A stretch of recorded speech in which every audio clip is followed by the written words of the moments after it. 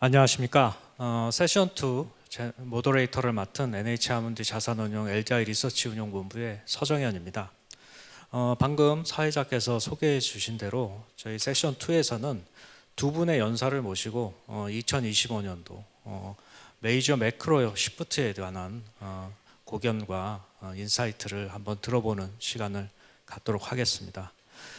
첫 번째 연사분으로는 저희 프랑스 아문디 HQ에서 픽스드 인컴 앤 머니 마켓 헤드를 맡고 계신 우리 미스터 아모리 독시 CIO를 모셔서 의견을 듣도록 하겠습니다. 말씀해 주실 주제는 알파 픽스드 인컴입니다. 이 글로벌 픽스드 인컴 마켓에서 이 초과 수익 알파를 획득할 수 있는 전략과 인사이트에 대한 의견을 여러분과 함께 공유하는 시간 갖도록 하겠습니다. 큰 박수로 맞이해 주시기 바랍니다. Right. Good morning to all. So I think when you hear Vincent, when you look at the global macroeconomic environment, when you look at the global political environment, what is striking is that the major economic zone, the US, Europe, Japan, the emerging markets, are not following the same path and are diverging more and more. And this is even truer since the election of Trump. So this has a clear impact on the fixed income market that are as well not at all and less synchronized. So let's start by the US market. So as it was saying by Vincent, our core scenario, and that was before the election of Trump, is a soft landing scenario with a GDP around 2% and inflation slightly below 2%. And that was before the election of Trump. This soft landing scenario with the election of Trump is more and more challenged, and the probabilities that we go from a soft landing scenario to a no landing scenario are increasing. On the inflation front, because of immigration or no immigration, and because of tariffs, so pushing inflation to be higher, and as well on the growth side because of the tax breaks and because of deregulation pushing growth to be higher in the US. So our scenario are slightly shifting to the right, and that has an impact as well on our forecast in terms of US yields. On the soft landing scenario, our forecast is to see 2-year rates around 3.7 and 10-year rates around 4.3.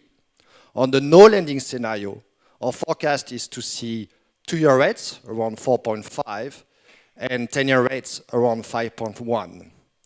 So the probabilities that we go from that scenario to the other one is increasing. Therefore, in terms of duration management in our global strategies, we tend, in terms of duration exposure, to go from neutral to short duration, depending on long-dated maturities, depending on the market level. At current rates, at 4.25 on US rates or 4.30, we are therefore slightly short duration. That is for the management of the duration. What is a little different is, I would say, on the curve, and that was been pointed out by Vincent on the shape of the curve. I would say that in both scenarios, we see a steepening of the curve. In the, let's say, soft landing scenario, we see Fed acting, cutting rates, and therefore pushing 2-year yields to be lower. In the no landing scenario, yet there is repricing of the Fed cuts, but as well there is a big push on long-dated yields because of these inflationary measures pushed by Trump. So we think that the curve will steepen.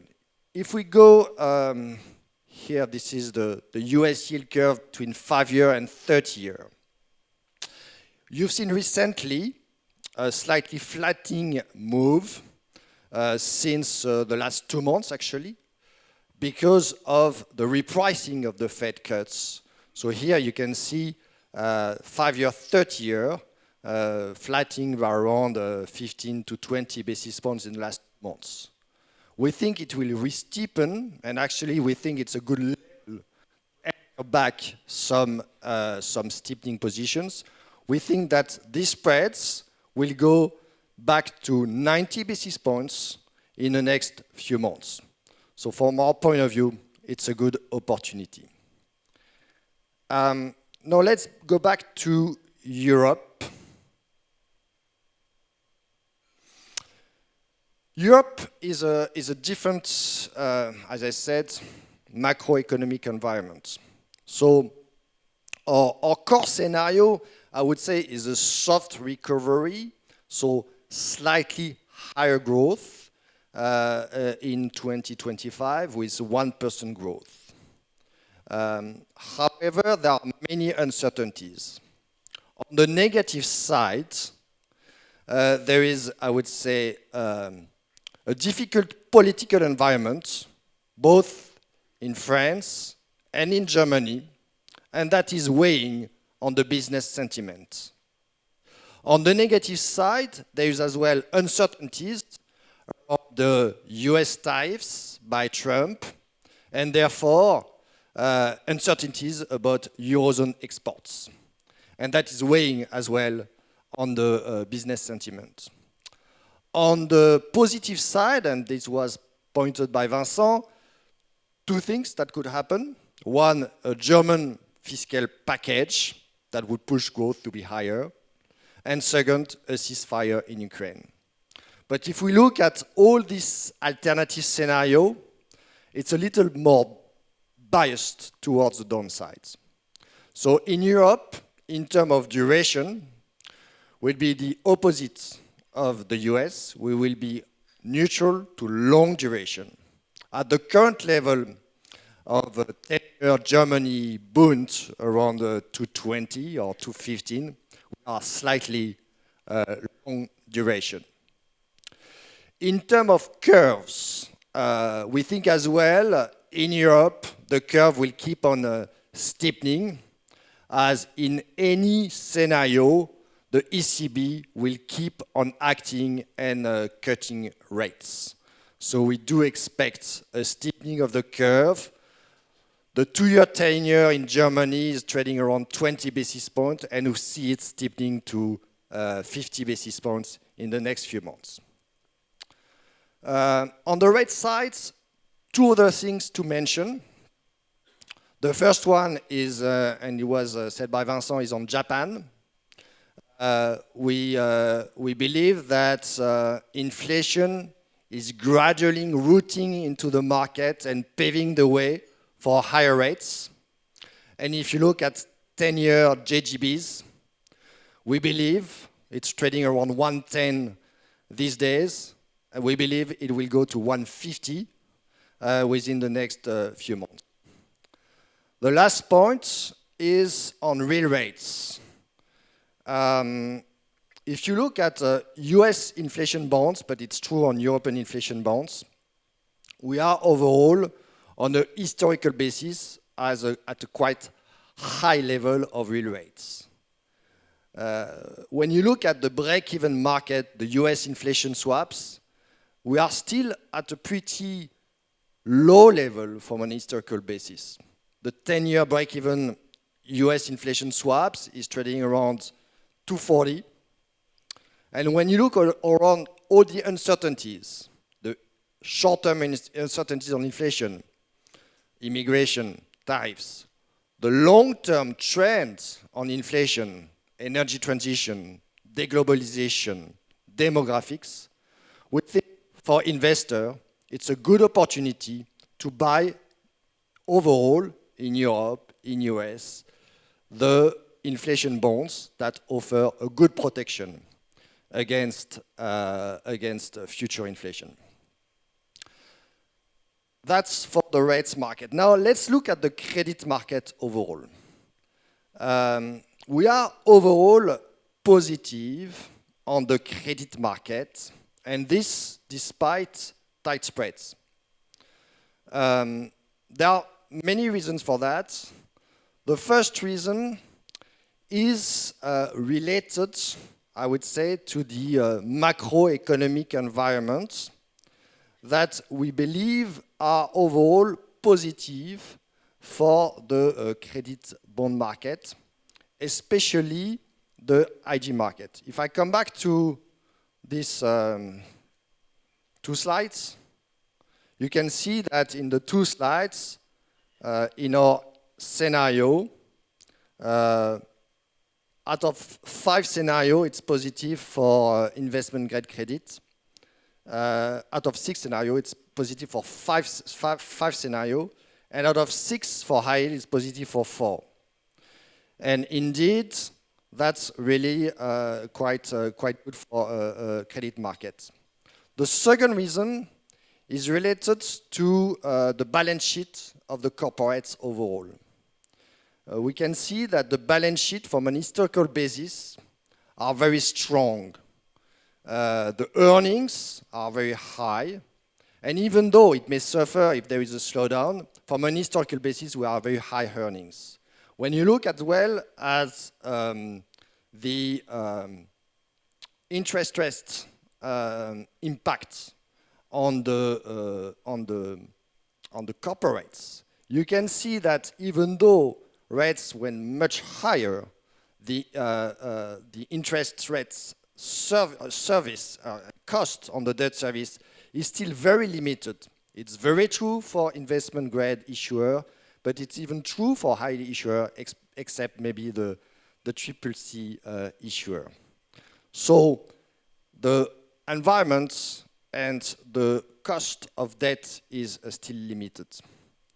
The third reason is that when you look at the default rate that is forecasted, for instance, by Moody's, it's still very low from historical standards.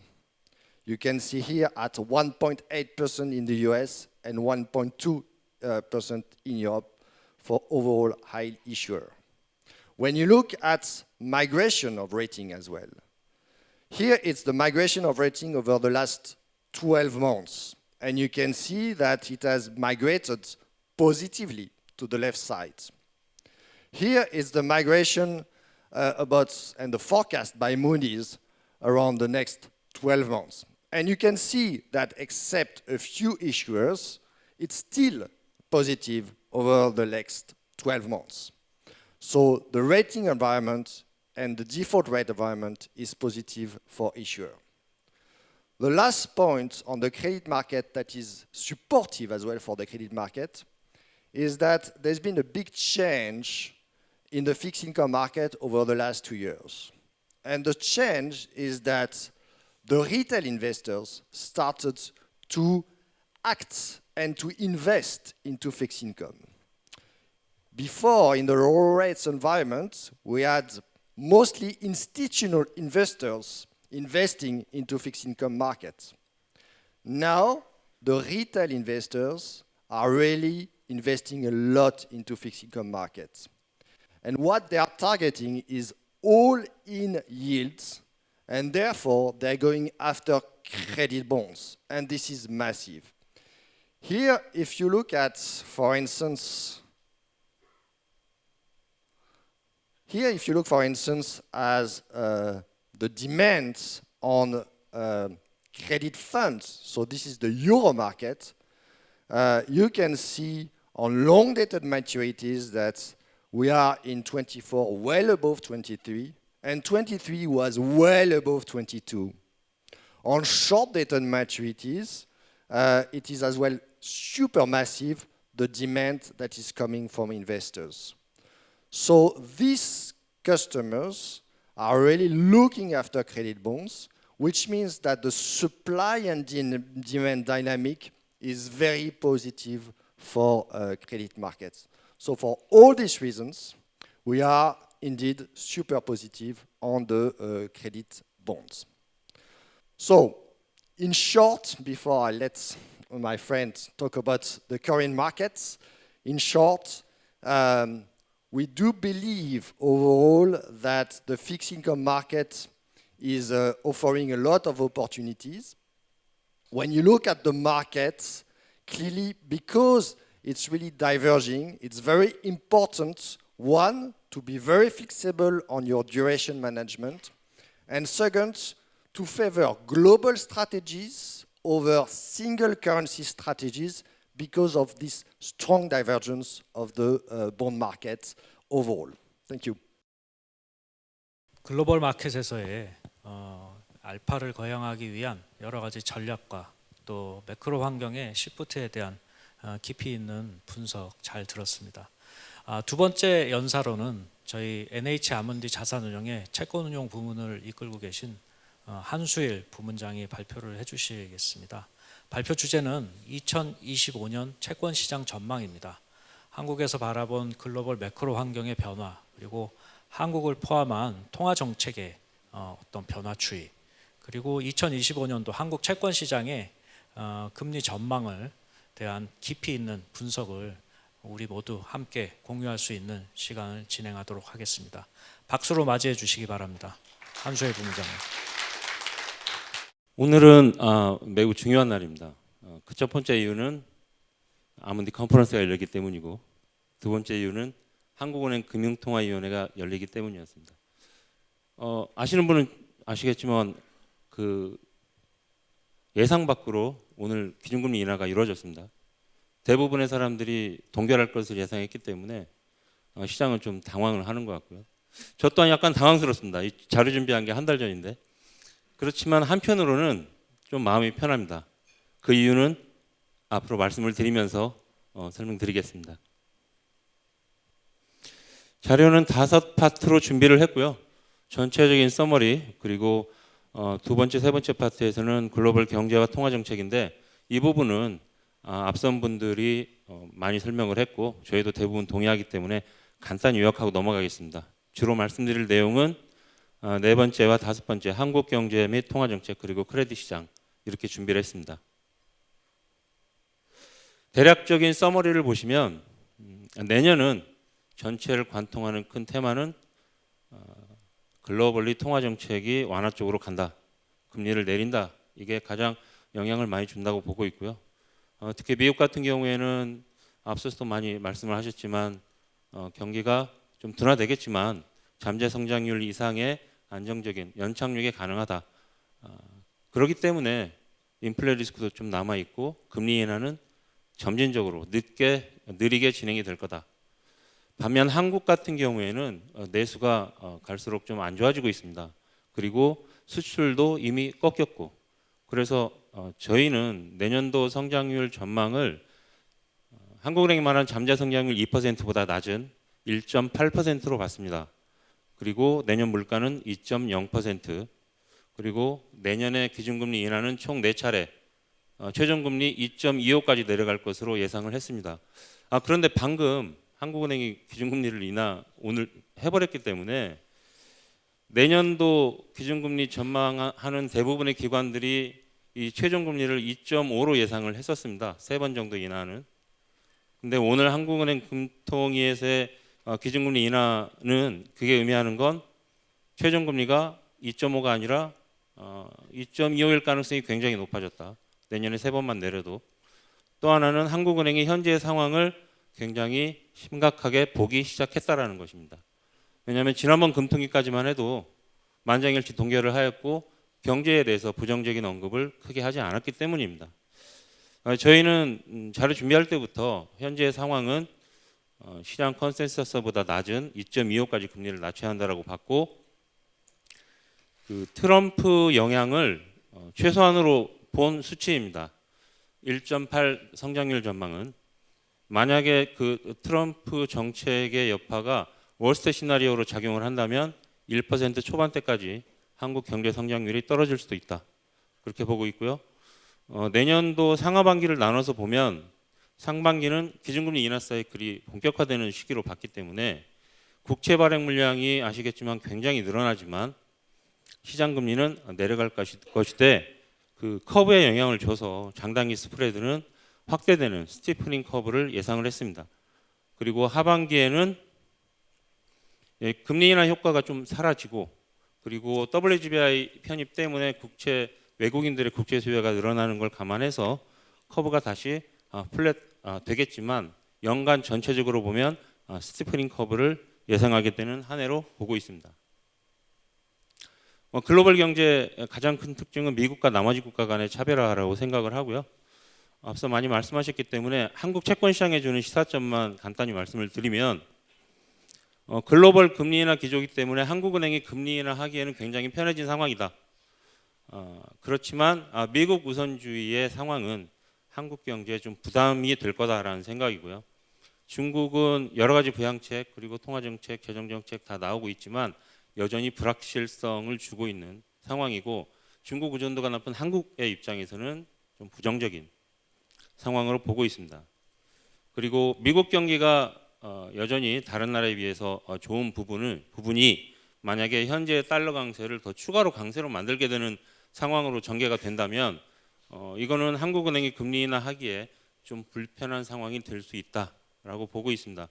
그래서 전반적으로 보면 글로벌 경제 환경은 한국은행이 적극적으로 통화정책으로 대응하지 않으면 꽤 어려운 상황으로 부정적으로 볼 수 있는 요인이 많다라고 생각을 합니다. 주요국 통화정책은 아까도 말씀드렸듯이 글로벌리 대부분의 국가가 금리 인하를 하는 상황이 될 거고요. 미국은 느리게 인하를 하고 중국은 여러 정책들이 한꺼번에 쏟아지지만 불확실성이 여전히 남아있다. 유로존은 현재 상황이 좀 안 좋기 때문에 좀 공격적으로 빠르게 금리 인하를 할 것으로 예상합니다. 한국 시장에 주는 시사점으로는 글로벌 통화환화 기조가 이루어지고 있기 때문에 한국은행이 금리 인하하기는 좋아졌지만 환율 문제가 다시 부상이 될 수 있다. 미국이 금리 인하 속도를 좀 느리게 하고 다른 나라가 좀 빠르게 하고 이 상황이 아까도 말씀드렸지만 달러 강세, 원화 약세 이 상황을 심각하게 한다면 한국은행이 좀 힘들어질 수 있다라는 생각이고요. 이게 이제 트럼프 정책이 내년에 취임을 하고 좀 크게 영향을 주면 좀 더 큰 영향을 줄 수도 있다라고 생각을 합니다. 이제 한국 경제 및 통화 정책 말씀을 드리겠습니다. 금리 인하가 불가피하다라고 써놨는데 오늘 금리 인하를 해버렸네요. 보고 계신 화면은 시가평가 2000년 이래 지금까지 25년 동안 한국과 미국의 국채 10년 금리의 차트와 그리고 그 스프레드입니다. 회색 영역이 두 나라 국채 금리의 스프레드인데요. 현재 마이너스 136bp, 지금은 한 마이너스 140bp 정도 될 것 같고요. 한국 금리가 미국 금리보다 훨씬 낮습니다. 이게 어제 뭐 갑자기 이루어진 게 아니고 지난 2012년부터 진행된 커다란 추세입니다. 코로나 때 잠깐 올라왔지만 다시 내려가고 있는 이 상황이 내년에도 계속 이어질 수 있겠는가? 결론부터 말씀드리면 미국보다 낮은 성장률, 미국보다 낮은 물가를 감안을 했을 때 내년에도 이어진다. 변수는 환율이겠죠. 그러니까 어떤 크레딧 크런치가 발생을 하면 그로 인해서 지난번 리만 때나 아니면 이번 코비드 19처럼 영향을 받을 수 있겠지만 장기적으로는 저출산, 고령화 이러한 것들을 감안했을 때 이 상황은 좀 더 이어진다라고 보고 있습니다. 그러면 이제 전반적으로 한국 경기 내년을 예상을 해보면 한마디로 올해보다 모멘텀이 더 약화된다. 수출은 이미 피크아웃을 했고 내수는 계속 안 좋아지는 상황이 이어질 것이다라고 보고 있습니다. 저희가 이제 그 전망을 할 때 사실 시장에 있는 수많은 기관들 대비 한국 경기를 좀 더 안 좋게 보고 기준금리를 더 많이 낮춰야 된다라고 봤는데 오늘 한국은행이 금리 인하를 전격적으로 하면서 발표한 내년도의 성장률을 보면 올해 2.2, 내년에 1.9, 내후년에 1.8 계속 낮아지는 것이고 2% 이상을 받던 정부 정책기관에 비해서도 낮은 성장률입니다. 그리고 물가도 내년도 1.9, 내후년 1.9. 한국은행의 물가 목표 타겟이 2.0이니까 그보다도 낮은 상황인 거죠. 그래서 한국은행의 내년도 경기 인식은 이제는 시장 평균보다 좀 낮아진 것으로 봐야 하는 상황이다라고 보고 있습니다. 그럼 앞으로 민간 소비, 수출, 물가의 순서대로 한국 경제에 대해서 좀 더 자세히 말씀을 드리겠습니다. 민간 소비는 그 가운데 차트를 보시면 그 파란색 막대가 금리고요. 빨간색 실선이 내구재 소비입니다. 보시면은 한 22년부터 금리가 계속 올라가서 현재 높은 금리 수준을 유지하고 있고 내구재 소비가 그때쯤부터 급락을 하고 있습니다. 결국 고금리의 여파가 소비에 크게 영향을 주고 있다. 그리고 맨 오른쪽 차트를 보시면 취업자 수가 저 녹색 선입니다. 한 2, 3년 전부터 마이너스 영역에서 계속 횡보를 하고 있습니다. 소매 판매가 그렇습니다. 그리고 취업자 수는 계속적으로 낮아지고 있습니다. 그래서 고용의 불안정인 여파가 소비에 실제로 영향을 주고 있고 이 부분이 단기적으로 반등하기는 쉽지 않다라고 보고 있습니다. 수출은 잘 아시겠지만 지난번 3분기에서 수출이 0.1 수출 기여도가 0.1이 나왔나요? 성장률이 0.1이 나왔나?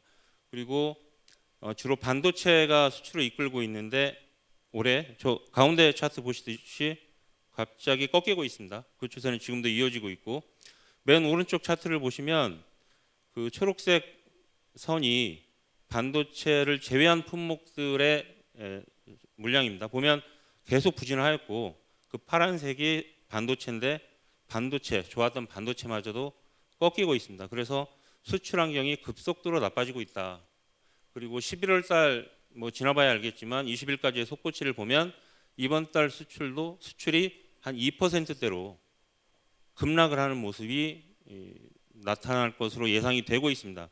특히 이제 내년도 트럼프 정책 같은 것이 이제 영향을 주기 시작한다면 내년 상반기는 상당히 힘든 시기가 될 수 있지 않을까 예상을 하고 있습니다.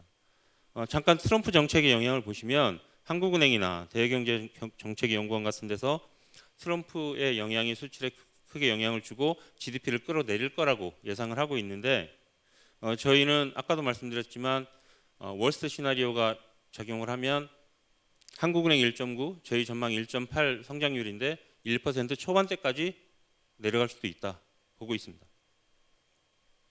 지난 몇 년 동안 중앙은행들이 이제 기준금리를 못 내리거나 또는 심지어 올리거나 할 때 물가 얘기를 계속 했었죠. 지금은 물가가 어떠냐? 결론부터 말씀드리면 물가는 이제는 통화 정책을 펼치는데 더 이상 걸림돌이 되지 않는다. 적어도 한국에서는 그렇게 보고 있습니다.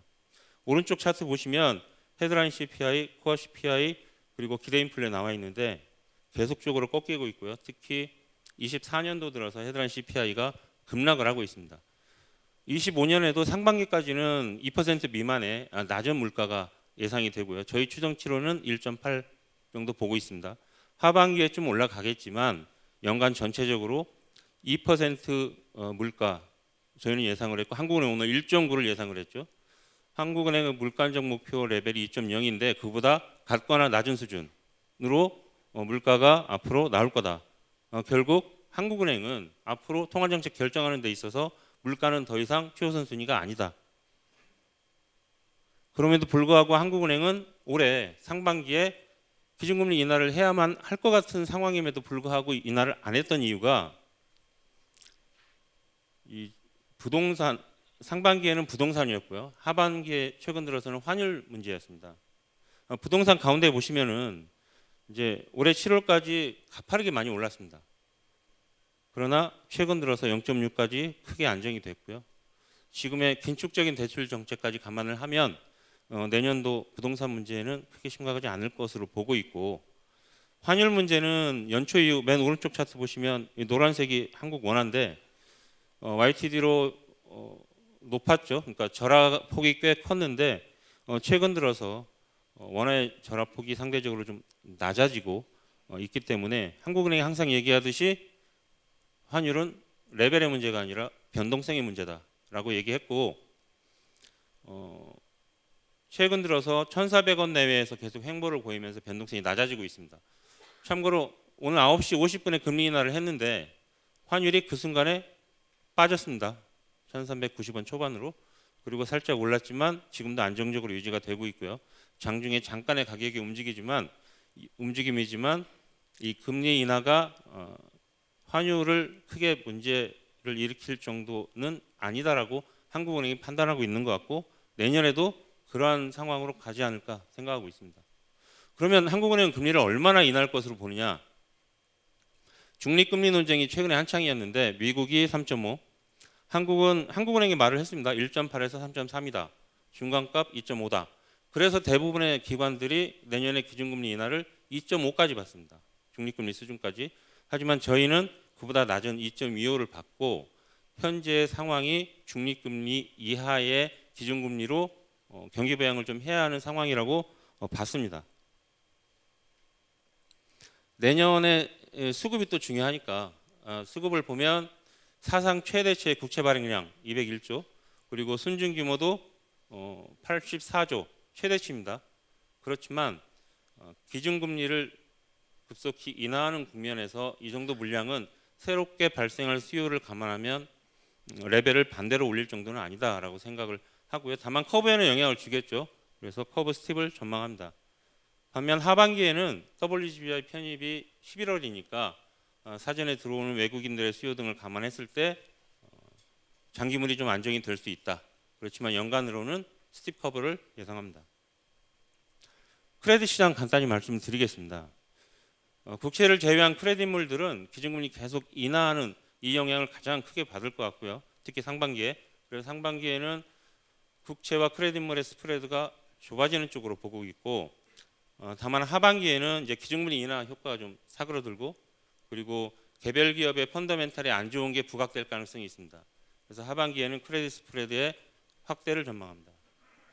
산업별로 간단히 보시면 X축이 재무 안정성이고 Y축이 수익성입니다.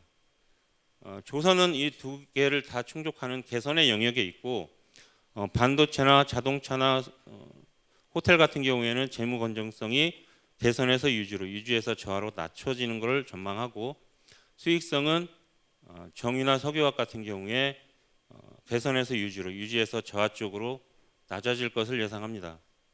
이걸 표로 정리한 게 지금 보고 계신 화면인데요. 조선, 음식물, 음식료, 민자 발전 등을 제외하면 수익성이나 재무 안정성이 개선되는 모멘텀을 갖고 있는 업종은 없는 것으로 전망을 했고요. 특히 건설이나 석유화학 같은 경우에는 등급 하향 리스크도 있다. 그리고 내년도에 등급을 상향할 업종은 찾지 못했습니다. 마지막으로 트럼프 당선의 효과는 조선만 우호적이고 그리고 정유, 음식료 정도만 중립이고 나머지는 다 비우호적인 상황으로 전망을 합니다. 오늘 한국은행이 기준금리를 전격 인하하면서 저희가 자료를 작성했을 때보다는 현재 경기 상황을 좀 더 심각하게 보고 적극적으로 대처할 의지를 보였다라고 생각합니다. 지금 또 재정정책이 몇 년째 가동되고 있지 않지만 내년에 재정정책까지 가동이 된다면 상반기에 기준금리 인하가 분기마다 한 번씩이 아니라 1분기나 2분기에 두 번이 있을 수도 있고 해서 상반기에 모든 경기 부양 정책이 집중이 된다면 저희가 예상한 것보다 하반기가 좀 더 좋을 수도 있다. 이렇게 전망을 합니다. 이상으로 마치겠습니다. 감사합니다. 발표 직전에 전달 받은 예상 밖 금리 인하 소식에 머릿속이 복잡하셨을 텐데 침착하게 깊이 있는 분석 말씀해 주셔서 감사했습니다. 이어지는 순서에서는 간단한 질의응답을 통해서 저희가 발표하신 내용에 대한 조금 더 넓은 이해를 가져볼 수 있는 시간을 진행을 하도록 하겠습니다. 제가 질문을 한 가지씩 드릴 텐데요. 질문이 있으시다라면은 만약에 시간이 허락한다면 청중분들께도 마이크를 돌리도록 하겠습니다. 그런데 사실상 시간이 그렇게 많지는 않은 상황임을 좀 양해를 부탁드리겠습니다. 먼저 첫 번째 발표를 해주신 저희 오머리 독시 CIO께 이제 질문을 드릴 텐데 발표해주신 내용을 대충 보면은 미국과 유럽 공이 완만한 경기 회복세를 전망을 해주셨습니다. 미국은 2025년도 2.0%, 그다음에 유로존은 1.0% 정도의 완만한 성장세를 전망을 해주셨고요.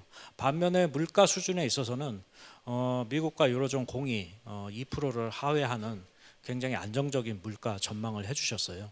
이러한 매크로 전망 하에 채권 투자 전략도 제시를 해주셨는데 일단은 크레딧물에 대한 어떤 파지티브한 투자 뷰를 제시를 해주셨고 이 본격적인 통화 정책의 전환 시기에 들어서면서 불확실성과 변동성을 감안해서 듀레이션 전략은 중립, 그다음에 커브 전략은 스팁 전략을 추천을 해주셨습니다.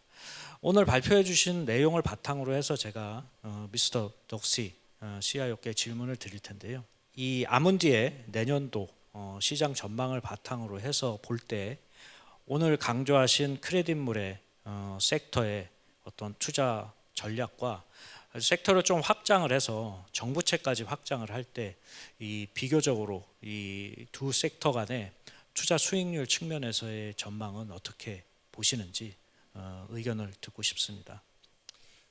Yeah, thank you.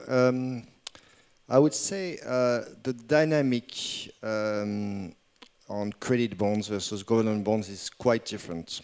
As you said, we are overall positive on the credit market for various reasons.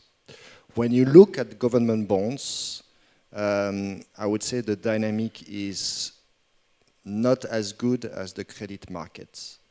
And the reasons is really the balance of supply and demand. When you look at first the supply on govies, we have ongoing deficits, and we have no political willingness anywhere in the world to change, I would say, the fiscal path of the major economies in the world. So supply is growing. On the other side, demand is not really growing. As I said before, the new participants in the fixed income market is the retail investor, and this retail investor is not looking after credit bonds, is not looking after government bonds, is looking after credit bonds. So no demand really from retail investors. At the same time, you don't have any more demand from central banks, no QE, slightly vice versa. You don't have as well, or you have less demand, or you have reduced holdings from China and from Japan.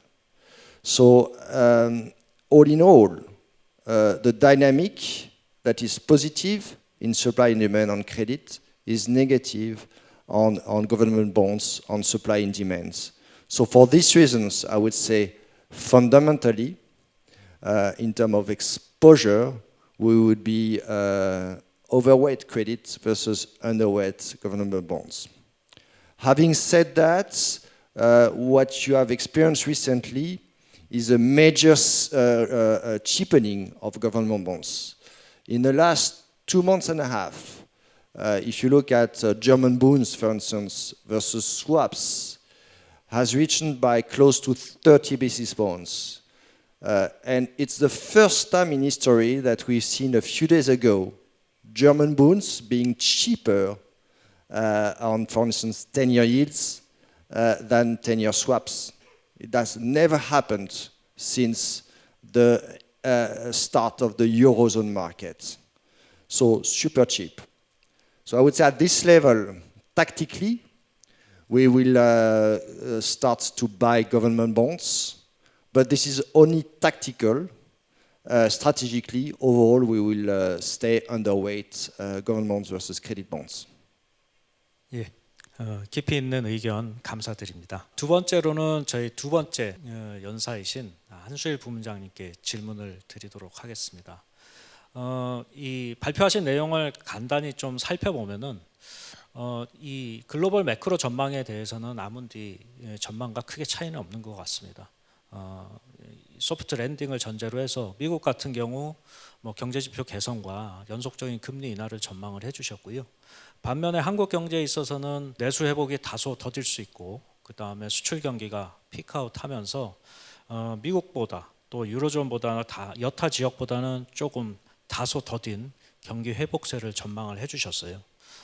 그런 전망을 바탕으로 해서 이 분기당 한 번 정도 연간 4회 100bp 수준의 기준금리 인하를 전망을 해주셨는데, 발표하신 내용을 전제로 제가 질문을 드리자면, 일단 뭐 오늘 기준금리를 인하해서 조금 변동의 소지는 있습니다만 2025년 연말 기준으로 기준금리, 한국 기준금리 2.25%를 전망을 해주셨습니다. 국내외 금융기관의 전망이라든지 여러 가지 이제 전망치들을 보면은 대충 평균치가 한 연말 기준으로 한 2.5에서 2.75% 정도를 전망하는 게 대충 시장의 컨센서스인 것 같습니다. 그에 반해서 2.25%면 굉장히 좀 어떻게 보면 다소 공격적인 인하 전망을 제시를 해주셨거든요. 약간의 부연 설명을 부탁드릴 수 있을까요? 네, 오늘 한국은행이 기준금리 인하를 해버려서 이제 2.25가 컨선이 될 가능성이 높아지긴 했는데, 저희가 이제 뭐 한 달여에 걸쳐서 그 연간 전망 매년 하고 있는데 결론을 2.25로 했던 첫 번째 이유는 아까 말씀드렸듯이 현재의 한국 경제의 상황이 중립금리 2.5로 통화 완화를 해서 살아나기 힘들다. 그보다 하나 낮은 2.25까지 낮춰야 한다라는 거였고요. 특히 이제 두 번째 이유로는 저희가 이제 성장률을 내년 1.8, 물가를 2.0 봤는데 상하반기를 나눠서 보면 상반기의 성장률이 1.6, 하반기에 2.0. 그러니까 상반기 1.6을 봤습니다. 그리고 물가는 연간으로는 2.0을 봤지만 상반기에 1.8. 즉 내년 상반기에 성장률이 1% 중반. 물가는 한국은행 물가 목표 2.0에 한참 못 미치는 1.6. 내년 3월인가요? 트럼프 취임하는 때가, 그때가 아마 트럼프 정책의 불확실성이 시장에 가장 크게 반영이 되면서 여러 가지 가격 변수에 변동성을 일으키면서 영향을 줄 것 같은데, 이런 여러 가지 요인들이 내년 상반기에 집중이 됩니다. 그래서 성장률과 물가는 한국은행이 금리 인하를 내리기 위한 충분한 명분이 되고, 그리고 주변 상황들은 여러 지표들이 나빠지면서 특히 미국과의 어떤 무역이나 이런 것들로 인해서 나빠지기 때문에 한국은행이, 저희는 전망을 1, 2, 3, 4분기에 한 번씩으로 봤지만 실제로는 2분기에 2번 또는 1분기에 2번 해서 상반기에 3번을 인하할 수 있을 가능성을 꽤 높게 봤습니다. 그렇게 되면 하반기에 마지막으로 한 번 해서 충분히 4번 인하가 가능하고 필요하다. 그리고 아까도 잠깐 말씀드렸지만 재정정책 최근 2, 3년 활용을 안 했는데 재정정책이 나올 가능성도 오늘 한국은행 금리 인하를 보면 그 가능성은 좀 더 커진 게 아닌가. 그래서 내년도 상반기에 모든 통화정책, 재정정책 이런 팔러시 믹스를 통해 경기를 부양하려고 하는 의지가 강할 수 있고, 그러한 것들이 최소한 기준금리는 2.25 정도는 가지 않을까 예상을 했던 부분이었습니다. 답변 감사드립니다. 시간 가는 줄 듣다 보니까 정말 시간이 많이 갔습니다. 질의응답은 이것으로 마치도록 하고요. 발표해 주신 두 분 연사님과 경청해 주신 청중 여러분께 감사드립니다. 감사합니다.